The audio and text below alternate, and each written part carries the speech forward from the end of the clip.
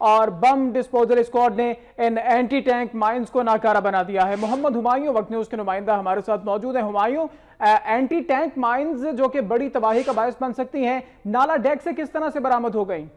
جی بالکل، یہ ناروال کی تحصیل ظفروال ہے، جہاں پہ ڈنڈیالہ گاؤں ہے، وہاں سے نالا ڈیک گزرتا ہے۔ وہاں سے 18 پاؤنڈ وزنی بھارتی ساختہ جو روس کی طرف سے اینٹی ٹینک مائن بنایا گیا ہے وہ برآمد ہوا، اور دوسرا ناروال کی تحصیل شکر گڑھ کا گاؤں ہے ایک چاتری، وہاں سے نالا بئی گزرتا ہے، وہاں سے بھی 18 پاؤنڈ ایک انڈین ساختہ جو روس نے بم بنایا ہوا ہے اینٹی مائن وہ برآمد ہوا ہے۔